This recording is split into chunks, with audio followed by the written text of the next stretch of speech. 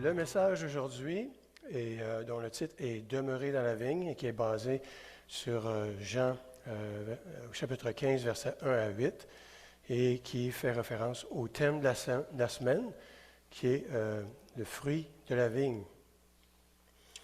Donc, frères et sœurs, on est déjà rendu au 5e dimanche de Pâques. Le temps passe vite, comme vous pouvez voir.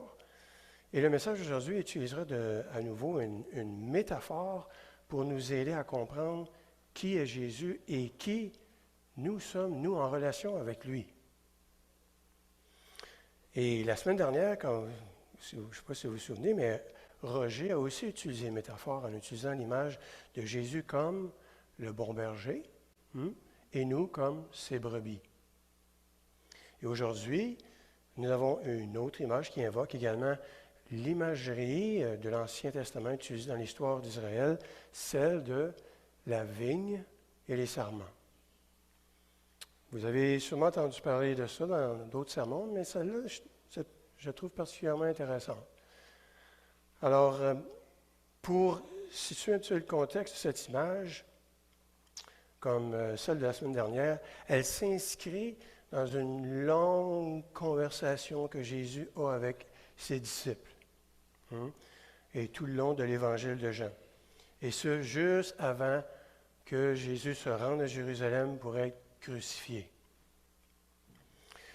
Jésus, dans ce texte-là, cherche ici à encourager et à réconforter ses disciples, donc nous également aujourd'hui, bien entendu, en leur disant que même s'il va mourir sur la croix, mais ses disciples ne seront pas abandonnés, ils ne seront pas laissés seuls.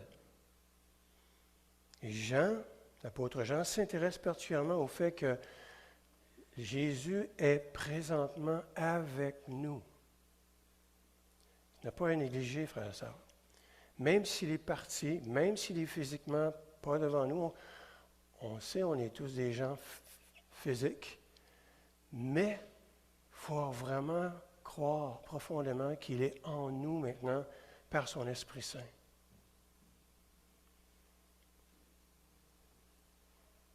Jésus nous a envoyé le Saint-Esprit et il est donc avec nous d'une manière plus profonde que son Esprit vit en nous qu'avant son ascension.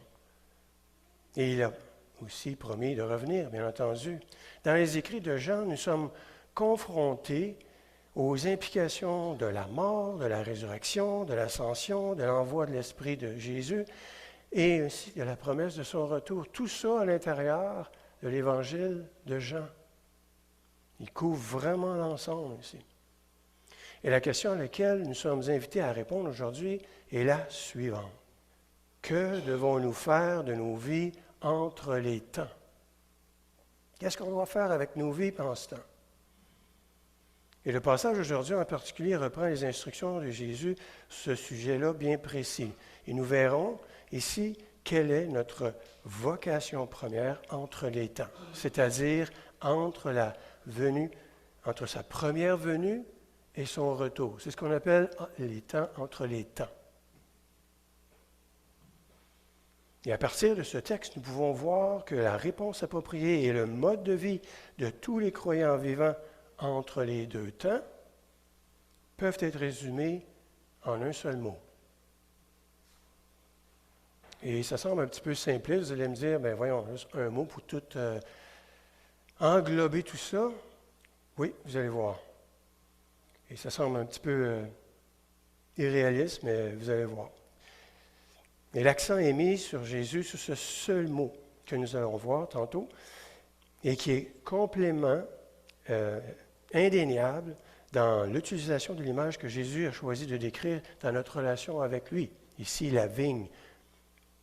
Et la manière dont cela se révèle dans notre vie quotidiennement, dans notre attente de son retour. Et si ce texte, peut-être que pour certaines personnes, ça semble familier, vous connaissez probablement le mot auquel je veux faire allusion ici. Et ce mot est un verbe, demeurer. Demeurer en Christ. Se fixer à lui. C'est ce que nous devons faire en tant que disciples de Jésus. Mais avant de penser que, bon, on pense que c'est peut-être simple de dire le mot demeurer, mais avant d'avoir notre propre opinion, nous allons laisser les images choisies par Jésus pour nous expliquer ce qu'il entend vraiment par demeurer. Sinon, si on ne fait pas ça, nous risquons de passer à côté d'un réconfort et de l'encouragement qu'il a pour nous offrir. La joie du salut vient de la connaissance de la présence de Dieu, de la confiance que nos péchés sont pardonnés et l'assurance que dans toutes les situations et circonstances, Dieu est avec nous. Soyez-en convaincus, frères et sœurs, vous n'êtes pas seuls. Vous n'êtes pas seuls. On a tendance à vivre notre vie physique pensant qu'on est seul. C'est faux. Dieu est en nous. Il nous accompagne chaque jour. Le texte d'aujourd'hui sera divisé en 2 parties. Et la première partie sera constituée des 3 premiers versets de Jean 15. Jean 15, versets 1 à 3. Il dit, « C'est moi qui suis la vraie vigne, et c'est mon Père qui est le vigneron. Tout serment qui est en moi ne porte pas de fruit, et il l'enlève. Tout serment qui porte du fruit, il le purifie en le taillant pour qu'il porte encore plus de fruits. Vous êtes déjà purs à cause de la parole que je vous ai dite. » Nous pouvons, frères et sœurs, déduire au moins 4 observations de ces 3 versets-là. On va les regarder. Première observation. Jésus veut que nous sachions qui il est et qui nous sommes en lui, avant de nous donner les implications de cette réalité. Dans les versets que nous venons de lire, Jésus commence par énoncer certaines réalités. Il pose les bases de ce qui est vrai, avant de nous dire de ce qu'il faut faire par la suite. Et on va voir plus en détail ce verset-là, le verset 4, qui est dans les prochaines lectures. On va mieux comprendre ce que le mot « demeurer » veut dire. Le Dieu révélé en Jésus n'est pas un Dieu de commandements, de règles, de lois arbitraires. Il sait ce qu'il fait. Tout ce qu'il nous commande découle de ce qu'il est pour nous et de ce que nous sommes dans notre relation avec lui. Il ne nous commandera jamais quelque chose qui ne corresponde pas à ce qu'il est en tant que Père aimant, qui a envoyé son Fils pour nous sauver. Le Seigneur est cohérent et digne de confiance dans tout ce qu'il dit et fait. Et il commence son image de la vigne et des serments en nous disant cette image de lui-même. Il parle de lui. Donc ça, c'est la première observation. La deuxième observation. Jésus veut que nous sachions que lui et le Père sont sur la même longueur d'onde. Il n'y a aucune argumentation entre les deux. Ils sont en parfait accord. Jésus ne commence pas par une déclaration sur nous et ses disciples. Il commence pour nous faire savoir qui il est dans les images qu'il s'apprête à utiliser, comme la vigne ici. Et il le fait avec l'une de ses déclarations emblématiques. Il commence en disant « Je suis ». Ça, c'est très puissant. Hein? « Je suis », c'est indéniable. Il y a une certaine autorité quand on dit « Je suis ». Et dans cet exemple, Jésus déclare qu'il est quoi? La vraie vigne. Mais remarquez aussi quelque chose, il inclut le Père en tant que vigneron aussi. Il n'est pas seul là-dedans. Là. Il est la vigne, mais il y a le vigneron. Jésus n'est pas seul dans la métaphore qui est utilisée ici. Son Père est intimement impliqué dans tout ce qui se passe lorsque Jésus est la vigne. Nous ne devons pas craindre que le Père fasse des choses différentes ou opposées même aux paroles que Jésus nous donne. Ils sont liés. Ils sont en accord. Il n'y aura pas une discordance dans ce qu'ils disent. Donc, nous ne devons pas craindre ce que le Père va faire ou il faut faire des choses différentes ou opposées à la parole de Jésus. Bien que le mot-clé de cette image soit « demeurer », cela ne signifie pas que nous devons simplement rester là, rien faire. En attendant le retour de notre Seigneur. Nous ne devons pas être amenés à penser que le Père n'est pas pour nous de la même manière que le Fils l'est.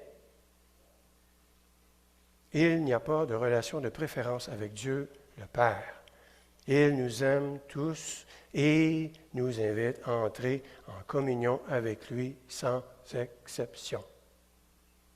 Il y a une unité parfaite entre le Père et le Christ. Troisième observation, il est la vraie vigne, la source de notre relation d'alliance avec Dieu. Il est le lien qui nous permet de rester connectés à Dieu et les uns avec les autres. Ce qui nous permet, ce qui nous réunit aujourd'hui, c'est qui? C'est Christ. Il est notre lien entre nous. Jésus ajoute même un qualificatif ici à son identité de vigne en disant qu'il est quoi? La vraie vigne. Pas juste la vigne, mais la vraie vigne. Vous vous souvenez peut-être que dans le message de la semaine dernière qui était donné par Roger, Jésus a fait la même chose la semaine passée en disant que il est quoi? Le bon berger. Pas juste le berger, mais le bon berger, comme il est la vraie vigne. Jésus fait une distinction que nous devons prendre au sérieux ici. C'est des petites nuances, mais c'est à prendre au sérieux. La vigne dans laquelle il nous sera dit de demeurer est la vraie vigne, ce qui signifie qu'il s'agit de la seule vigne dans laquelle nous pouvons demeurer en toute confiance. Et cela nous avertit également qu'il peut y avoir d'autres vignes. Quand il dit, faites attention, je suis la vraie vigne, donc ça veut dire que c'est possible qu'il y ait d'autres vignes qui pourraient également vous appeler avec le commandement de demeurer en elle. Il est important, c'est vraiment important, d'une importance vitale même, de savoir si cet appel provient d'un vrai cep ou d'un faux cep. Si vous vous souvenez dans la lecture qu'on a faite, la première lecture, avoir le discernement des esprits. Bien important, frères et sœurs. Vous êtes-vous déjà trouvé, frères et sœurs, en train de demeurer ou de vous attacher à une fausse vigne? Il y a beaucoup de vignes qui nous appellent en prétendant que si nous restons avec elles, alors nous produirons de bons fruits, nous aurons la vie. Mais en fin de compte, nous découvrons que ces promesses sont creuses et vides, que nous restons les mêmes sans porter du fruit. Nous sommes tentés de penser qu'il existe d'autres sources qui donneront la vie. Et par exemple, peut-être qu'on va se dire, il faut que je vive dans un autre style de vie pour y arriver. Suivre une nouvelle idéologie. Une autre communauté, un nouveau statut, ou une autre chose sur laquelle nous demeurons ou désirons nous associer, mais qui n'est pas à la hauteur de la vraie vigne, qui nous donne la vie fructueuse pour laquelle nous avons été créés. Il faut se poser la question, frères et sœurs. La quatrième et dernière observation est celle-ci. Après que Jésus nous a fait savoir qui il est et qui est son Père, il a quelque chose à dire à propos de nous, qui nous sommes. Cependant, il n'affirme rien en dehors de notre relation avec lui. Il utilise l'image des serments pour ses disciples et il mentionne que tout serment reste en moi. C'est-à-dire, notre véritable identité, frères et sœurs, ne se trouve qu'en Jésus. Vous avez le serment et vous avez le tronc et le cep. Il n'y a pas d'autre véritable identité qui se trouve autre que dans Jésus. Il est tout pour nous. Il nous amène, frères et sœurs, à être véritablement en lui et fructueux. En dehors de lui, ils n'y arriveront pas. En fait, si un serment ne porte pas le fruit, il est décrit comme étant enlevé. Le vigneron ne promet aucune existence dans la vigne qui ne soit une existence réelle en tant que serment relié à la vie, à la vigne. Nous devons nous rappeler que Jésus parle avec une métaphore ici. Une métaphore qui utilise des images et déclare ce qui est vrai de lui-même et de notre relation avec lui. Nous devons donc veiller à ne pas lire dans ces images des interprétations qui ne sont pas conformes au reste du témoignage biblique sur l'identité de Dieu, qui est quoi? Amour. Ne craignez pas lorsqu'on nous disons que Christ, que Dieu va enlever le serment. OK? Si vous demeurez attaché à Christ, vous n'avez rien à craindre. Donc, nous devons donc veiller à ne pas lire des choses ou à interpréter des choses de la mauvaise façon lorsque l'on parle que Dieu va retirer les serments. Donc, Jésus ne dit pas que le Père cherche des petites abeilles ici, des petites abeilles ouvrières pour produire du fruit d'elles-mêmes.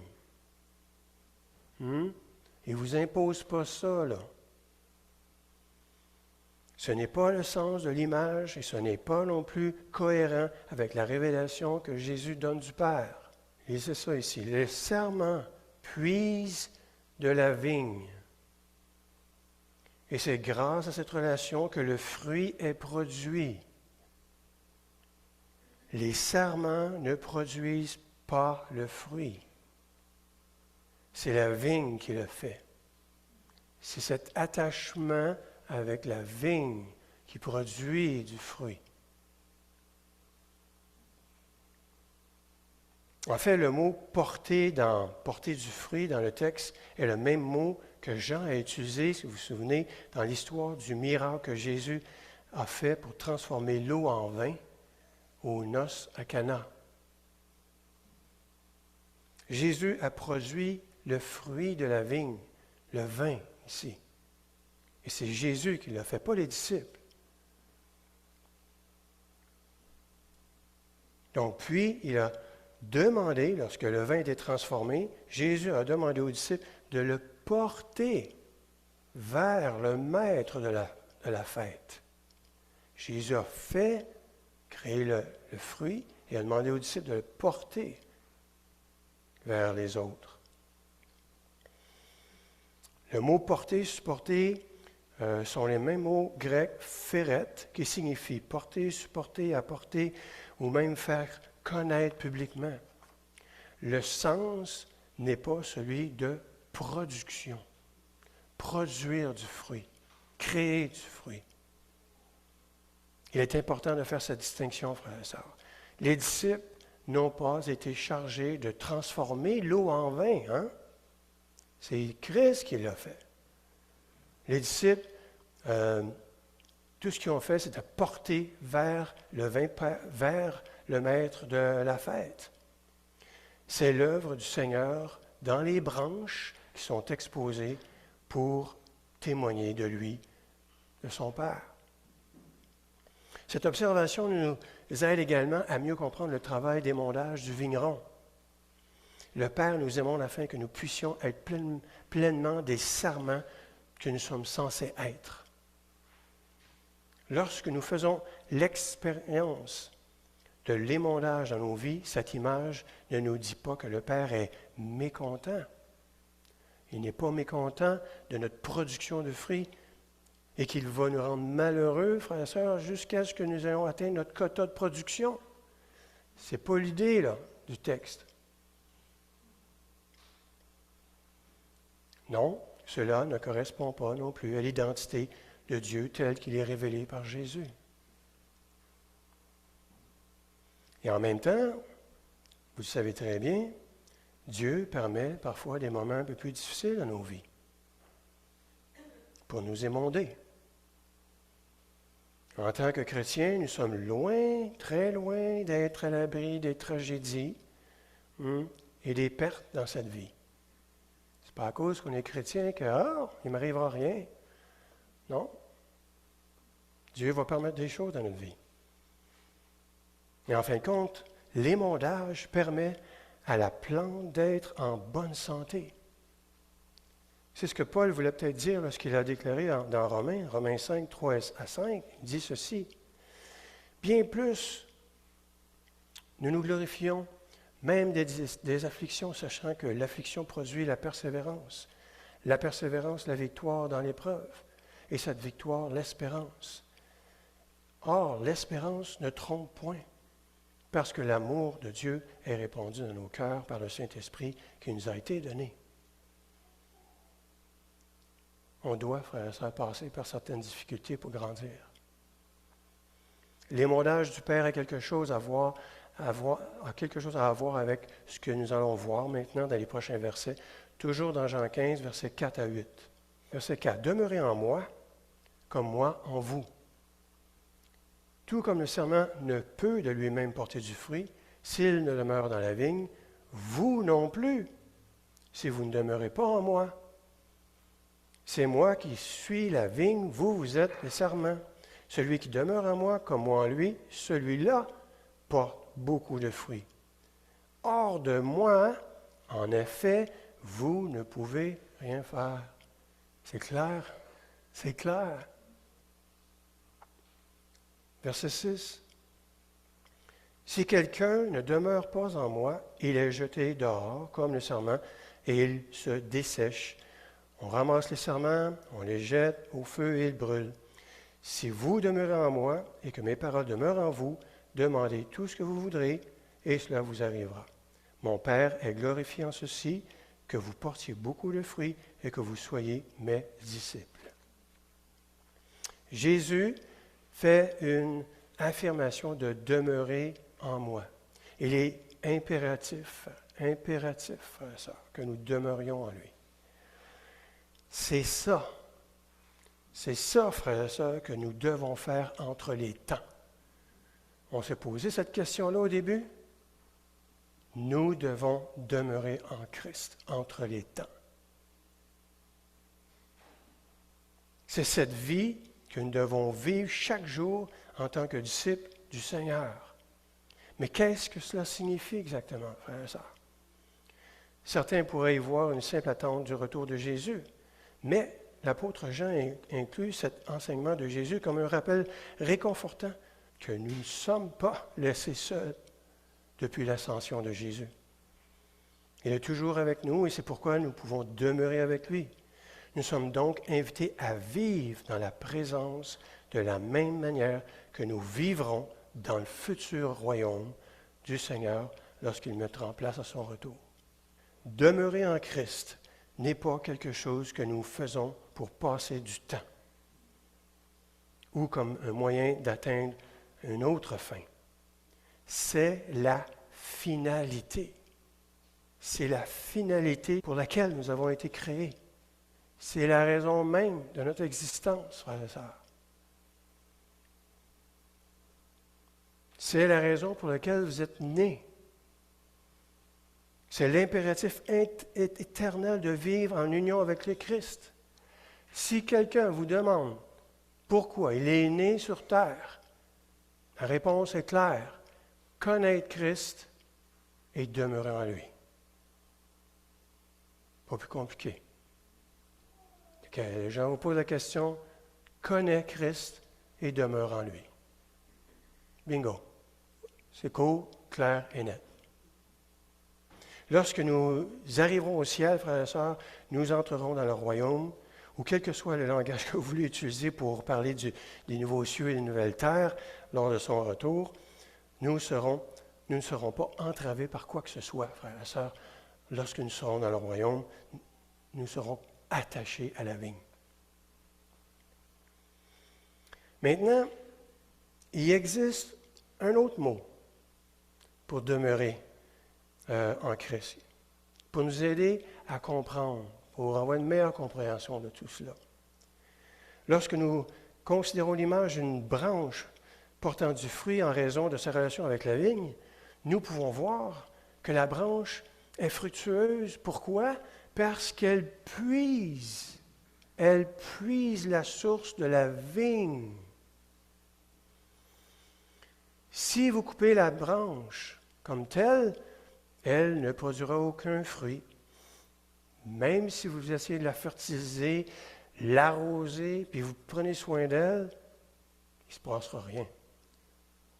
Elle ne produira pas de fruits. Pourquoi? Parce qu'elle ne peut plus recevoir sa source de vie de la vigne. Elle est détachée. L'autre mot approprié à utiliser à côté du mot demeurer, c'est recevoir. En tant que serment, nous devons recevoir notre vie de la vigne. C'est une autre façon de parler de faire et de demeurer dans la vigne. Jésus est notre source de vie et en dehors de cette relation, nous ne pouvons que devenir des branches flétries, brûlées et consumées. Jésus veut que nous sachions qu'il n'y a pas de vraie vie en dehors de la relation avec le vrai cep. Nous voyons dans ces derniers versets que le fait de ne pas demeurer en Jésus nous laisse sans force, sans parole, sans fruit, sans espoir et sans prière. Pas de sauveur, pas de Dieu. À qui vous voulez prier? À qui vous voulez parler? Lorsque nous sommes coupés de la source de l'Esprit de Dieu, nous commençons à nous dessécher et mourir. C'est pourquoi la solution est de rester en contact, rester connecté à la source. Mais la question est de savoir comment. Comment devons-nous rester connectés? Il y a au moins 4 moyens pour rester connecté à Dieu. Il y a peut-être d'autres moyens, mais je vais vous en nommer 4. La prière, l'étude, la communion fraternelle et le service. La prière, pas compliqué. La prière est la ligne de vie de toute vie de foi saine. La prière nous permet d'être en communion avec Dieu. La prière n'a pas besoin d'être longue et complexe, frères et sœurs. Elle peut être aussi simple qu'une brève conversation matinale avec un ami qui habite en vous. Tout ce que vous avez à faire, c'est de passer quelques instants tranquilles, à vous concentrer sur la présence de Dieu et à passer mentalement en revue tout ce qui vous préoccupe, puis écoutez la petite voix tranquille de Dieu qui vous parle. Aussi simple que ça, frère et sœur. Ça n'a pas besoin d'être un long texte. Il faut juste être en contact avec Dieu. Deuxième point, l'étude. Lire la Bible. Oui, il y a certains passages dans la Bible qu'on ne comprend pas, que c'est difficile, le contexte n'est pas évident. Mais ce n'est pas tout. Il y a une panoplie d'autres versets que vous pouvez trouver qui sont clairs et évidents et qui parlent vraiment directement à votre cœur. Donc, je vous encourage, frères et sœurs, à lire la Bible pour vous inspirer et vous rassurer. Trouvez 1 ou 2 versets et laissez-les vous réconforter et vous fortifier. Le 3e point, la communion fraternelle. C'est ce que vous faites là. Passez du temps en compagnie d'autres chrétiens. Vous n'aurez pas le même encouragement avec les gens qui ne sont pas dans l'Église, qui sont ancrés, les 2 pieds ancrés dans le monde. Vous n'aurez pas la même conversation avec ces gens-là. Donc, se frotter à ceux qui partagent la foi peut vous donner un petit coup de pouce lorsque vous êtes découragé. C'est comme avoir un partenaire de jogging pour vous encourager les jours que ça ne vous tente pas d'aller courir. Les relations avec d'autres chrétiens peuvent aussi vous empêcher de prendre une mauvaise tangente. Après un certain temps, et même courir après des idées courantes qui pourraient être même farfelues. Non, entre nous, on peut se fortifier. Et le dernier point, le service. Faites chaque jour, dans la mesure du possible, une bonne action pour quelqu'un de moins chanceux que vous. C'est l'un des meilleurs moyens de rester en contact avec le corps de Christ. Souvent, Christ se révèle à travers les personnes pauvres qui sont vraiment dépourvues de moyens. Et même un étranger. Souvent, Christ va nous parler par un étranger. De sorte que lorsque nous tendons la main vers ceux qui sont dans le besoin, en particulier ceux qui ne peuvent pas nous rendre l'appareil, c'est au Christ que nous tendons la main. En tant que serment, nous devons tout recevoir de la vigne. C'est ce qui fera du ciel un paradis, frères et sœurs. Ce que le Père veut nous donner en Jésus, c'est la vie dans sa plénitude qu'il a avec son Fils présentement et l'Esprit. Il veut nous offrir cela, frères et sœurs. Il y a tant à recevoir et ce sera un monde de vie pour l'éternité, un monde rempli de choses qu'on ne peut même pas s'imaginer. Dans le présent, même lorsque nous recevons ce qui revient à dire produire du fruit, le Père émonde pour nous permettre de recevoir encore plus. Il ne veut pas que nous passions à côté de toutes les bénédictions et tous les fruits qui viennent en demeurant dans la vigne. C'est ainsi que le Père est bon. Et il travaille même pour nous permettre de recevoir davantage au fur et à mesure que nous apprenons à le connaître en tant que serment dans la vigne. Si le Père est le dispensateur de tous les bons dons tels qu'il est spécifié dans Jacques, dans le livre de Jacques, alors les choses les plus importantes à cultiver est une relation de confiance où nous pouvons recevoir tout ce qu'il a pour nous. Le seul cadeau que le Père ne peut nous donner est celui que nous refusons de recevoir. Dieu veut tellement nous donner, mais si nous, on ne veut pas le recevoir, on ne peut rien faire. On ne peut rien faire. Si nous recevons de recevoir Jésus, c'est un rendez-vous manqué. Un rendez-vous manqué pour l'éternité. Mais comme le montre Jésus, le Père agit pour nous permettre de demeurer pleinement en Christ. Le Père agit pour qu'on demeure pleinement en Christ, en recevant tout ce qu'il a à donner. Jésus ponctue la vie de demeurer en lui comme une vie de recevoir. Relisons le verset 7 qu'on a vu tantôt. « Si vous demeurez en moi et que mes paroles demeurent en vous, demandez tout ce que vous voudrez et cela vous arrivera. » En accord avec ce que Dieu veut, naturellement. Demeurer en Christ, c'est être en position de recevoir tout ce que vous voudrez. Et vous pouvez compter pour le recevoir parce que le Père ne retient rien. Bien sûr, Jésus précise que cette vie d'attachement à lui sera conforme à l'enseignement d'attachement qui nous est donné. Ainsi, même ce que nous demandons sera conforme aux vrais souhaits dans la vigne, frères et sœurs. Si vous voulez avoir $1 million, c'est peut-être pas ce que Dieu vous souhaite. Là. Okay? Et Dieu ainsi est loué, car nous savons pas toujours quoi demander, hein? Mais heureusement, la parole, elle le sait. L'apôtre Jean n'en a pas fini avec la parole de Jésus sur l'attachement au Christ. Nous avons touché aujourd'hui juste la moitié du passage.